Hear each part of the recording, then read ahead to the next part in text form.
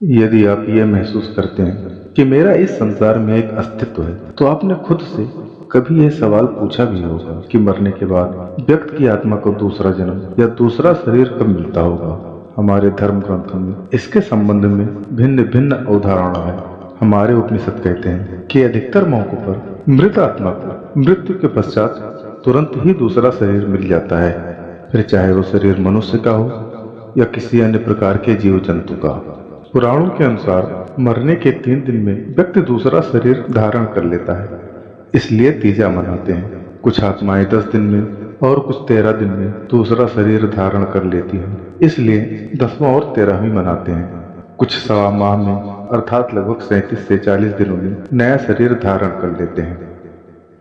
आइए पहले इस शरीर और आत्मा की स्थिति को समझते हैं। यह आत्मा इस शरीर के पंचकोश में रहती है और 4 तरह के स्तरों में इसका जीवन चक्र चलता है।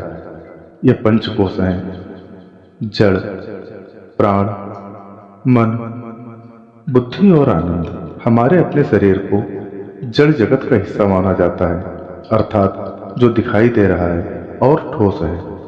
प्राण ऊर्जा, तेज और शक्ति है। यह प्राण ही समस्त जीवन का आधार और सार है। यह वो ऊर्जा और तेज है जो संपूर्ण विश्व में व्याप्त है। प्राण उस प्रत्येक वस्तु में प्रवाहित होता है जिसका अस्तित्व है। इससे भी अधिक प्राण भौतिक संसार, चेतना और मन के मध्य संपर्क सूत्र है। मन मस्तिष्क की उस क्षमता को कहते हैं जो मनुष्य को चिंतन शक्ति, स्मरण शक्ति, निर्णय शक्ति, बुद्धि, भाव, एकाग्रता, व्यवहार, परिज्ञान इत्यादि में सक्षम बनाती है। सामान्य भाषा में मन शरीर का वो हिस्सा है जो किसी ज्ञातव्य को ग्रहण करने, सोचने और समझने का कार्य करता है। बुद्धि वह मानसिक शक्ति है जो वस्तुओं एवं तथ्यों को समझने, उनमें आपसी संबंध खोजने तथा तर्कपूर्ण ज्ञान प्राप्त करने में सहायक होती है। यह भावना और अंतः प्रज्ञा से अलग है। बुद्धि ही मनुष्य को नवीन परिस्थितियों को ठीक से समझने और उसके साथ अनुकूलित होने में सहायता करती है। जब व्यक्ति की चेतना इन सभी से ऊपर उठ जाती है तो वह आनंदमय कोष में स्थित हो जाती है। उपनिषद के अनुसार व्यक्ति के चेतना के 4 स्तर हैं। पहले 3 प्राकृतिक रूप से प्राप्त हैं: जागृत, स्वप्न और सुषुप्ति। चौथा स्तर प्रयासों से प्राप्त होता है जिसे तुरीय अवस्था कहते हैं। आप इन 3 के अलावा किसी अन्य तरह के अनुभव को नहीं जानते हैं। आप इसी में जीते और मरते हैं। इन्हीं स्तरों की स्थिति से आपकी गति तय होती है। मुख्यतः 3 तरह के शरीर होते हैं: स्थूल, सूक्ष्म और कारण। व्यक्ति जब मरता है तो स्थूल शरीर छोड़कर पूर्णतः सूक्ष्म में समाहित हो जाता है। ऐसा शरीर जो उसे दिखाई तो नहीं देता लेकिन महसूस होता है। सूक्ष्म शरीर का क्षय हो सकता है लेकिन आत्मा बीज रूपी कारण शरीर में विद्यमान रहती है। यह कारण शरीर लेकर ही आत्मा नया जन्म धारण करती है जिसमें अगले पिछले सभी जन्म संरक्षित रहते हैं। धर्म ग्रंथों के अनुसार मरने के उपरांत नया जन्म मिलने से पूर्व जीव को कुछ समय के लिए सूक्ष्म शरीरों में रहना पड़ता है। उनमें से जो अशांत होते हैं उन्हें प्रेत योनि और जो निर्मल होते हैं उन्हें पितृ योनि की प्राप्ति होती है। शरीर के मरने के पश्चात आत्मा को अपने संस्कारों के अनुरूप शरीर धारण करने के लिए उपयुक्त वातावरण का तलाश करना पड़ता है। इसके लिए प्रतीक्षा भी करनी पड़ती है और आत्मा को वह समय भी सूक्ष्म शरीर में रहते हुए ही व्यतीत करना पड़ता है।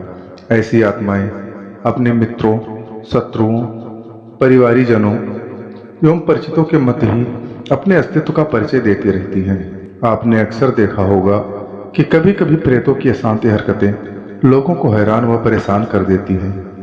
पितर वह होते हैं जिनका जीवन सज्जनता के साथ सतोगुणी वातावरण में बीता है। वह स्वभावतः सेवा व सहायता में रुचि लेते हैं। उनकी सीमित शक्ति अपनों परायों को यथासंभव सहायता पहुंचाती रहती है। इसके लिए विशेष अनुरोध नहीं करना पड़ता। कितनी ही घटनाएं ऐसी सामने आती रहती हैं जिनमें दैवी शक्ति ने कठिन समय में भारी सहायता की और संकट से ग्रस्त लोगों को चमत्कारी सहायता करके उन्हें उबारा।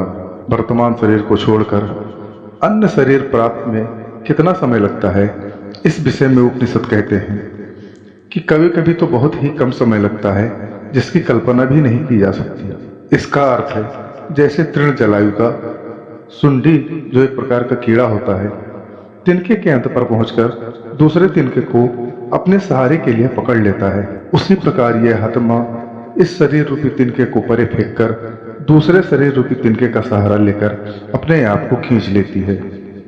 उपनिषद के अनुसार मृत्यु के बाद दूसरा शरीर प्राप्त होने में इतना ही समय लगता है जितना कि एक कीड़ा एक तिनके से दूसरे तिनके पर जाता है, अर्थात दूसरा शरीर प्राप्त करने में कुछ ही क्षण लगते हैं। कुछ ही क्षणों में आत्मा दूसरे शरीर में प्रवेश कर जाती है। मृत्यु के विषय में उपनिषद ने कुछ विस्तार से बताया है।